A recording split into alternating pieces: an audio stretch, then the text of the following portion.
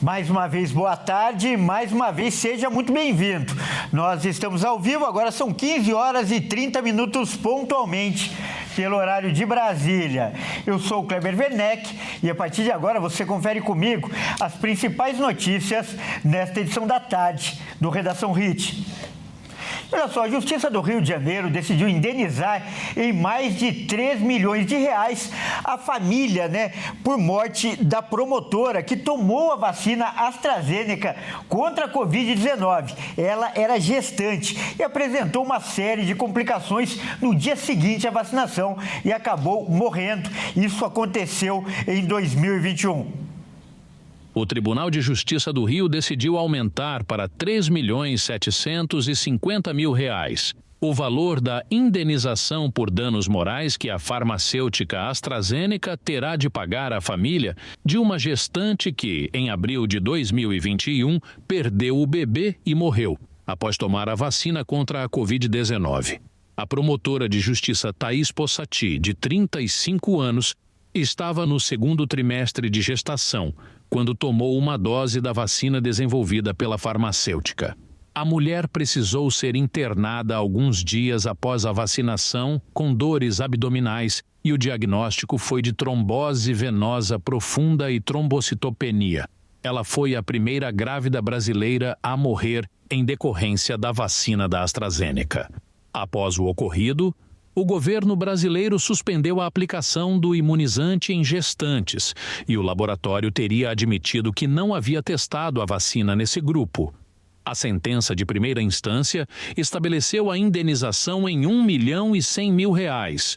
Mas, ao julgar os recursos apresentados pelas duas partes, os desembargadores deram o provimento parcial ao pedido dos familiares. Dessa forma, a nova decisão estipulou uma indenização em R$ 1,5 milhão para a mãe da promotora, o mesmo valor para o espólio do pai, além de R$ 750.000 para o irmão. Olha, realmente esse caso da gestante que morreu depois de tomar a vacina contra a Covid tem sido motivo de muita polêmica já há algum tempo.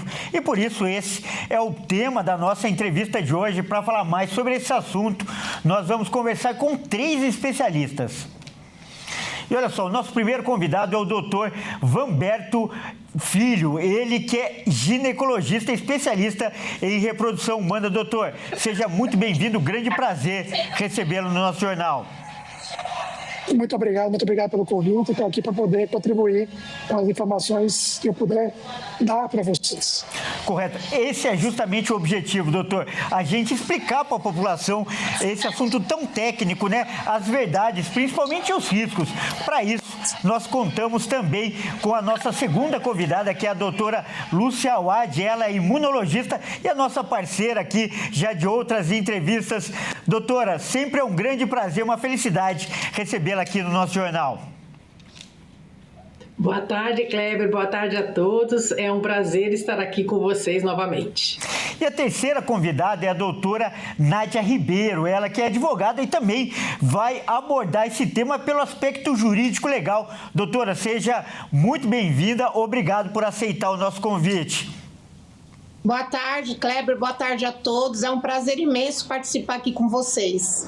Bom, então, seguindo essa linha didática, de explicação, de prestação de serviço, eu pergunto primeiro para o doutor Vanberto.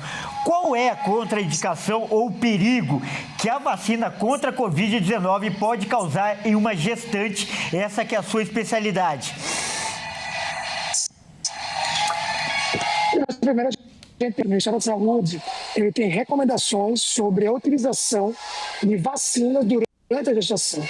Então, você hoje tem um perfil imunológico que a gente recomenda, que o Ministério da Saúde recomenda de forma muito veemente, muito efetiva, o que a grávida deve usar. O grande ponto da Covid é que não teve tempo em um momento de extrema necessidade mundial que poderiam ser feitos. E a gente acabou percebendo que depois de muito tempo, alguns subgrupos acabavam sendo mais vulneráveis. Então, crianças, gestantes, você tinha em crianças maior possibilidade de ter cardiopatias, em gestantes você ter um maior caso, como foi o caso agora em questão de trombose, né? Então, infelizmente, apenas agora a gente está começando a ter essa noção e o Ministério da Saúde está tomando todas as providências para que ela possa ter não só o maior controle, segurança, até porque a ideia da vacina é essa, proteção do binômio mãe e para que nenhum dos dois se prejudique, né? Então, infelizmente, em alguns casos, como foi o caso aqui das tromboses, infelizmente eles não tiveram tempo suficiente para fazer todos os testes necessários para que ele pudesse ter a maior segurança possível. Infelizmente, acabou acontecendo isso, o que a gente lamenta demais, porque as vacinas têm como papel princípio a proteção. Olha, importante o que o doutor falou, e a farmacêutica responsável pela AstraZeneca no processo, ela negou que houvesse nexo causal entre a vacina e a morte da gestante, mas admitiu exatamente como o doutor acabou de falar, que não havia testado o medicamento em gestantes. Por isso eu pergunto agora para a doutora Lúcia. Doutora Lúcia, por causa da necessidade do momento, houve etapas que foram queimadas e a segurança da vacina hoje, como está? Esses grupos de risco aí que foram citados, eles estão sendo alertados devidamente? Pois é, esse episódio chamou muito atenção na época e das autoridades, e hoje a vacina da AstraZeneca, da Oxford, ela foi suspensa para esses grupos, principalmente em gestantes e mulheres puérperas, né? Por quê? Porque a vacina da Oxford, a AstraZeneca, ela utiliza o vetor viral não replicante, que é um adenovírus de chimpanzé modificado para carregar o gene da proteína spike do SARS-CoV-2. Na época, a farmacêutica não havia testado no grupo de gestantes por falta de tempo e a real necessidade, naquele momento, de distribuir as vacinas, porque nós estávamos na iminência da pandemia, né? E a gente tinha que ter uma solução para conter a replicação da doença e do vírus, né?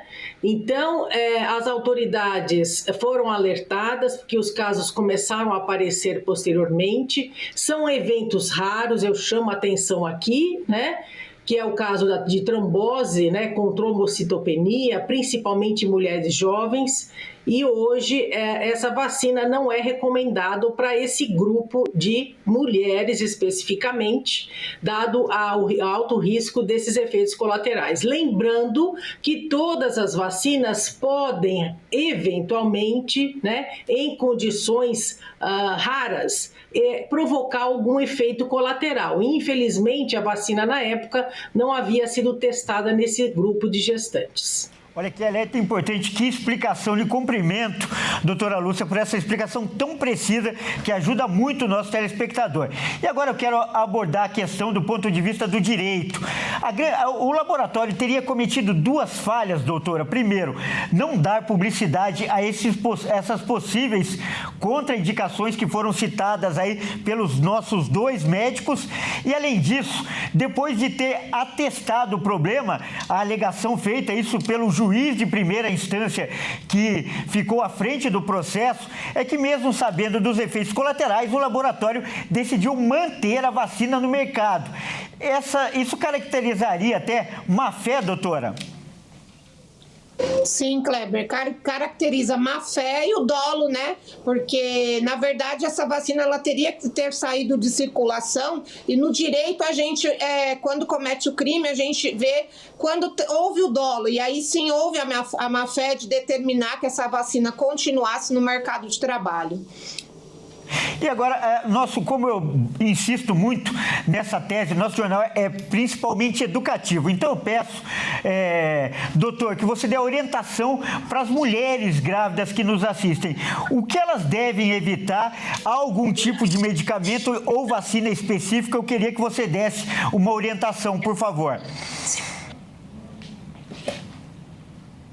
Na verdade, doutor Kleber, as mulheres devem, principalmente, antes de tomar qualquer medicação, procurar um médico e verificar se aquilo é para ela, se pode ser usado por ela. No direito, o que a gente faz? A gente procura ver se aquilo realmente está dentro da validade, se aquilo está realmente relacionado àquele problema de saúde que ela tem, e também se o medicamento é liberado pela Anvisa, o que uma vez que não é liberado pela Anvisa, a gente também no direito não deixa que as pacientes ou os nossos clientes usem os medicamentos. Na área da saúde, hoje os convênios eles têm por obrigação atender, mesmo que na carência, se for em caso obrigatório que a pessoa tem que passar por algum procedimento, então nesses casos os médicos, a gente fala para que nossos clientes observem, mesmo dentro da carência, qual é o medicamento que vai ser usado naquele paciente e se esse medicamento é indicado para aquele caso que ela está necessitando. Importante o que a senhora falou, doutora, se ater, né, às licenças, às documentações, às indicações e contraindicações, tudo que é dito, que é relatado, é importante se documentar a respeito desses medicamentos. E agora eu quero voltar a falar com o nosso doutor, né, sobre a postura das mulheres grávidas em relação à proteção preventiva. A doutora já falou sobre procurar um especialista e você agora como especialista, qual a recomendação que você passa para as mulheres grávidas? Quais os cuidados que elas devem ter com vacina? Esse é um caso isolado dessa vacina ou há outras vacinas e outros cuidados que devem ser tomados? Eu acho que foi muito bem falado aqui. Peço desculpa a minha ligação. Vamos lá. Eu acho que o Ministério da Saúde tem como papel principal a proteção da mãe e do filho. Então, as vacinas que são recomendadas de bactérias, as vacinas são protetivas, elas devem ser usadas, principalmente após a 20ª semana. ADT, diarreia, tétano, coqueluche, a hepatite B, né, a influenza, a sazonalidade dela. As mulheres precisam fazer isso, ok? Evitar as vacinas de vírus vivos atenuados. Isso é muito importante. As vacinas que são como febre amarela, como sarampo, como essas que têm essa característica de ter o vírus vivo, elas devem ser evitadas. E essa mulher deve sempre, importantíssimo, ter um médico, uma rede de apoio hospitalar, uma rede de apoio que está cuidando da sua gestação para que isso não aconteça. Infelizmente, casos raros de uso de vacina poderão acontecer mesmo dentro do uso que a gente orienta. Então, a gente sente muito o que aconteceu e a gente acaba, infelizmente, tendo que relatar e aprender com isso a tomar ainda mais cuidado.